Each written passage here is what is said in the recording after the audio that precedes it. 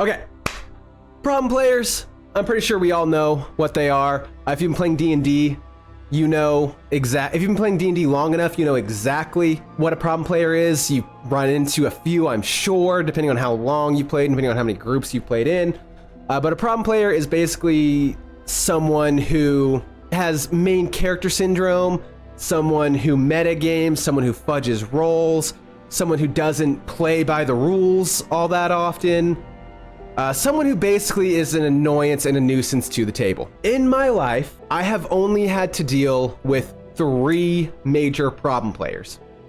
I've been playing D&D for about 7 years. I've been in quite a few different groups, but these 3 problem players definitely sucked. I want to go ahead and tell you guys the story of these problem players, what they did, and what we did about them. Because some of these problem players were a big issue in the group. Some of them were just an annoyance. But let me go ahead and discuss about all these problem players, and then maybe chat can say if we did the right thing when dealing with this, or if you guys would have done something different. It did not take me very long to find my first problem player.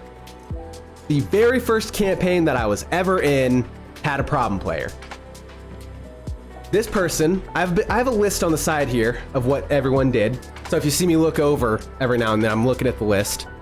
But this person, they did not pay attention to any of the story moments. They hardly ever participated in any of the role play. They were constantly just on their phone during combat. And then when it got to them, the DM would go, "What are you gonna do?" And they're like, this happened almost every combat session. They were like, "Huh? What? What's going on?" I don't know. And their cousin was sitting next to them and looking over at the minis and at the battle, and would go, "Well, you could do this," and then they would just go, "I do that."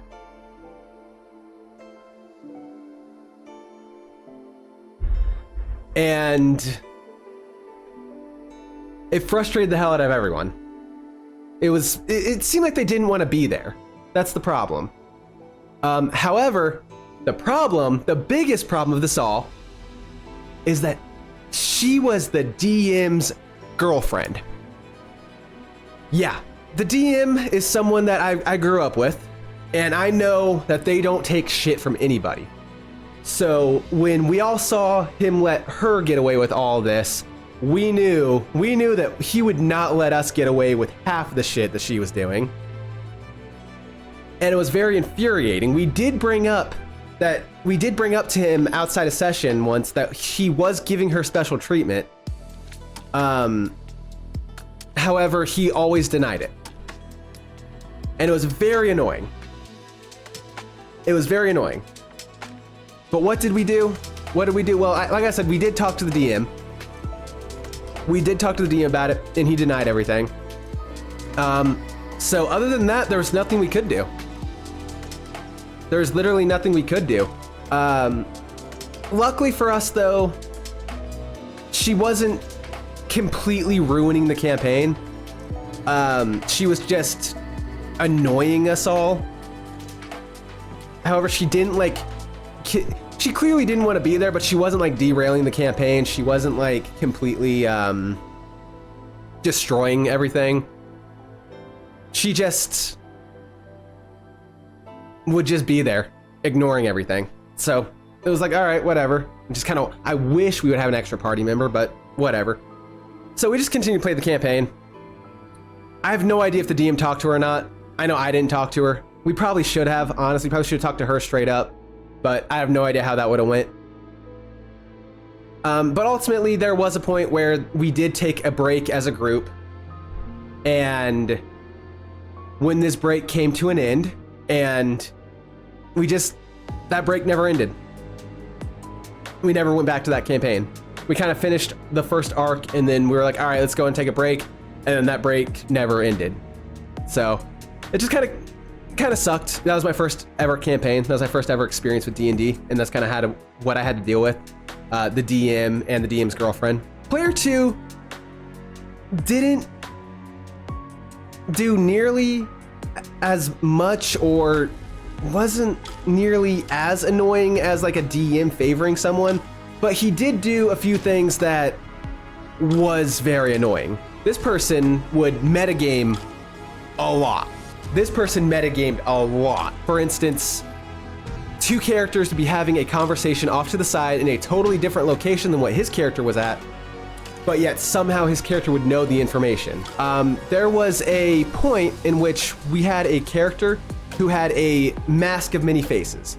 The mask of many faces, basically, you throw this mask on, your entire body changes to another person.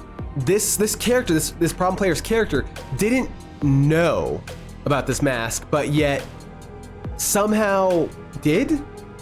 Because there was a point where we ran into this character in the street, and the problem player's character suddenly knew that it was someone else and dragged them into the alleyway and started clawing at their face, knowing that there's a mask there, even though the person that they're disguised as doesn't have a mask.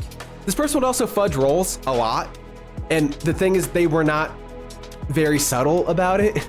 They would like roll the dice and then immediately pick it up and start rolling it around in their hands and then go, that's 18.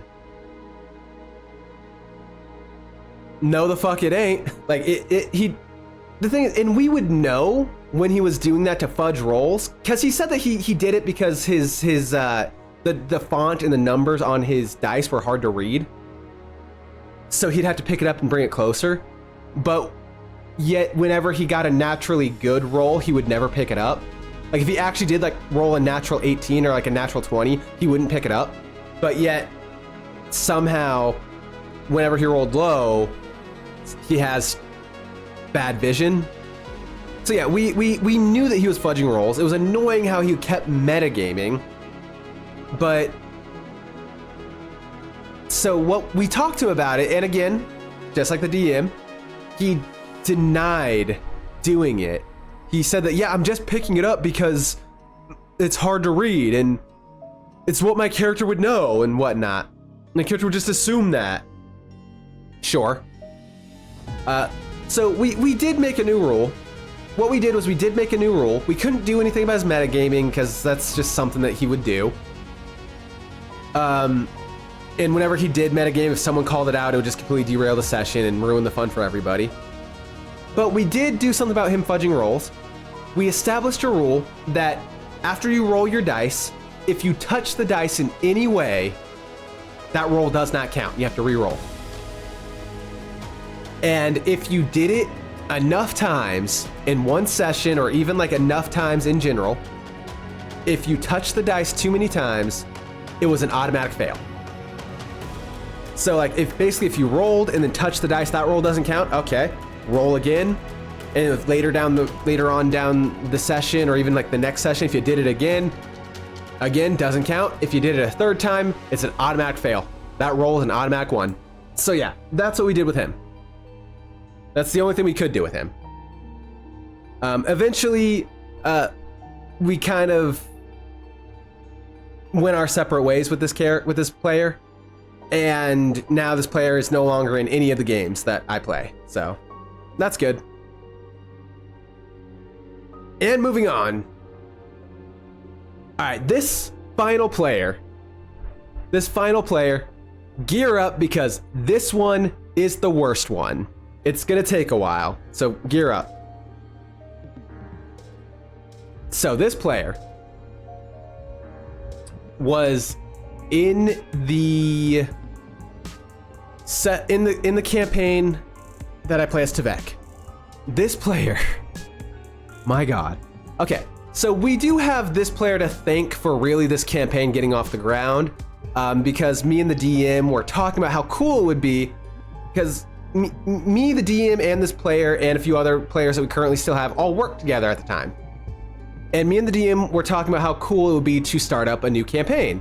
And the DM brought in this other guy, this guy who turned out to be the problem player. And then he like took it and ran with it. He invited in basically everyone at that warehouse. And then the DM was like, oh, okay, well, I need to get planning. And then like, because of that, the campaign ended up getting its wheels and really started to go.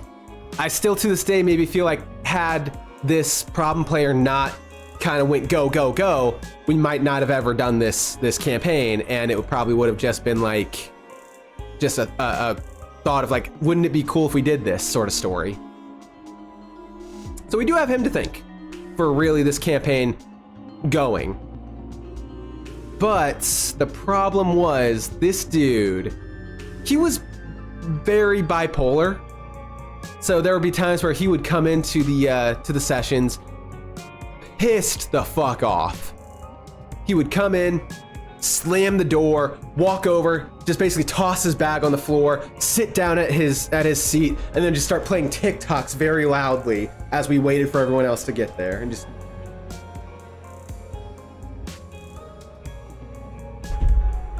like he had some anger issues. He would also smoke his weed pen at the table. Like he'd just go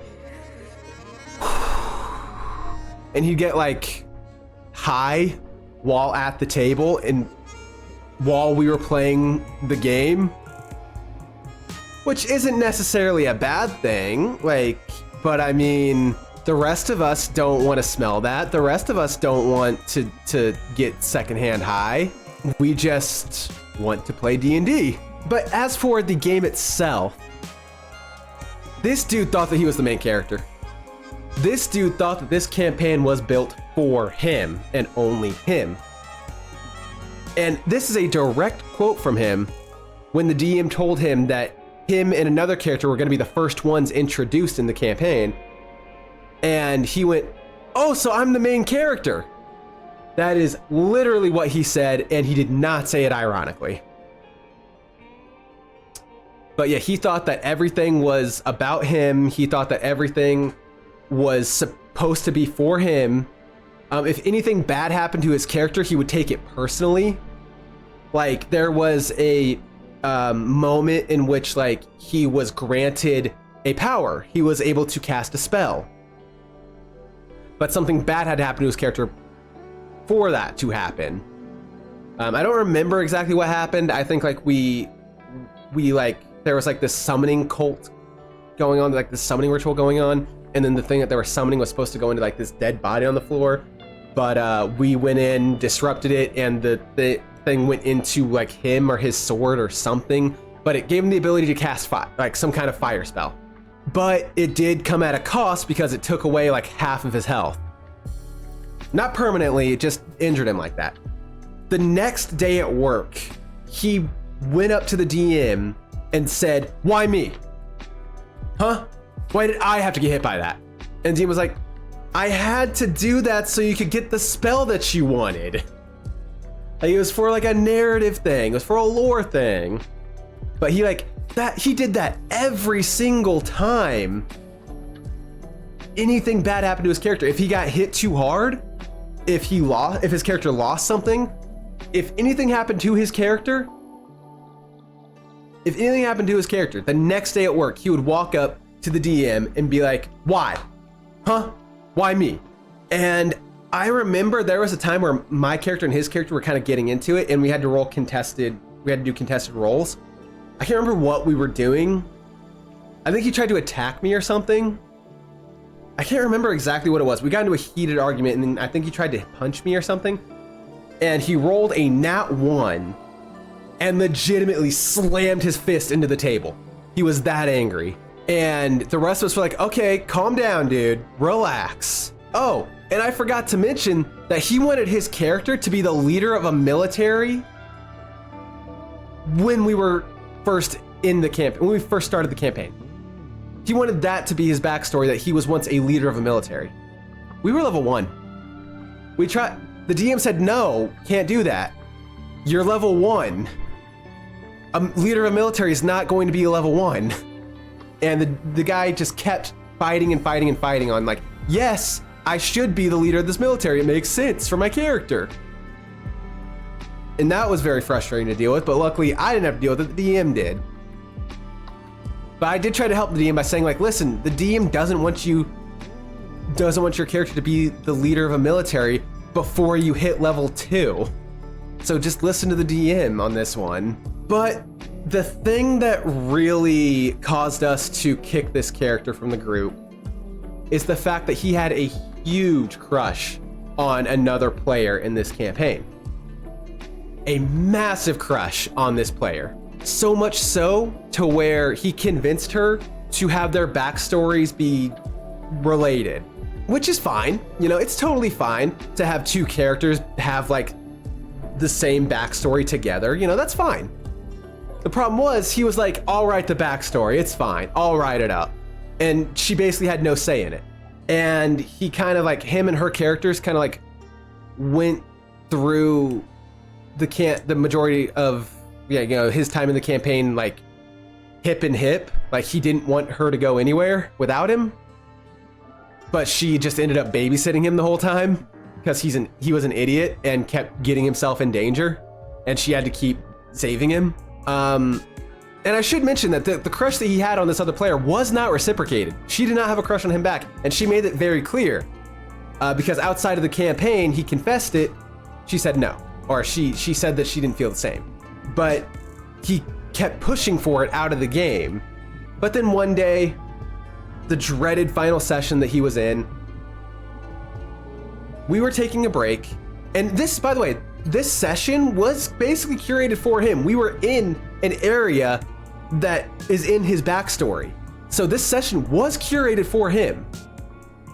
And there was a point where we took a break and the player who he has a crush on, something happened with her. I'm not going to say what it was, but something happened. The problem player didn't see it, and we all knew that had the problem player saw it, something bad would happen. However, he kind of caught on that something did happen because we all went back down to the table, and he kind of figured out that we were keeping something from him, and then he got angry. He got super angry and got super drunk and ended up throwing up, and we had to end the session like an hour early because he was throwing up all over the place. After that session, we all kind of like got together without him, and was kind of talking and like, listen, we can't really have this guy keep doing this. You know, he keeps getting angry. His crush is like way too much. Like, we got to do something about this. So we all talked to him, and we told him like, listen, man, you got to take a break. You know, you got to at least take a bit of a break here. And he agreed. He agreed at first, like, you know what? Yeah, you're right. Maybe I should just step away a little bit. So we're like, all right, cool. You know, we'll figure out what to do with this character while he's taking this break, but it's good for him to step away a little bit. 2 weeks later, he messages back and he's like, all right, I'm ready to go. Keep in mind, we play every 2 weeks. We don't play every week, we play every 2 weeks. So he didn't take a break. We told him like, dude, you gotta take a break. And he said, I did. He's like, no, you didn't. You just waited the normal time until the next session. But he kept like making a big fuss about it, kept yelling about it, saying like, I want to play the game. I want to play the game. This is all I have. I want to play the game. He kept trying to like do that too, saying like, this is all I have. This is all I have. Which, oh, okay. But if like, I get it. If this is all you have, then you look forward to it all the time. You don't want to lose it. That's okay. But if it's all you have, then you shouldn't try and ruin it for the other people, for the other players. But ultimately, the DM just got sick and tired of him screaming and yelling, and eventually told him like, we're kicking you out. Like, we took a vote on it. We all agreed. It was pretty much unanimous. And we all agreed just like, yeah, if you're not going to take a break, then we're not going to let you back in. And we ended up kicking him out. And after the session, he went up to the DM at our job and screamed and yelled and cried at him, begging him to let him back in the session, in the campaign. But the DM, stone-face, kept saying no. Good for the DM, putting his foot down on that. But yeah, worst comes to worst, you gotta kick him out. So that's what we did with all of our problem players. That's all of the problem players that I have experienced in my life. And like I said, some of these problem players, they didn't totally ruin the campaign, but there were some players that did. Now, what should you do in the case of problem player? What should everyone do in the case of problem player? Honestly, first thing you need to do is just talk to them. Let them know they're being a problem player. Because a lot of times, people don't know that what they're doing is pissing off other people. A lot of times, people don't know that what they're doing is pissing off someone else until they get told that they're pissing other people off. And then they can work on it and get better and come back and not piss off everyone. And then everything works out perfect. However, if they just get defensive about it, they don't try and better themselves for the sake of the group, then at that point you might as well just take a vote. Take a vote with the group. Maybe that person shouldn't be in this group. Yeah, that is my story. I hope you guys liked it.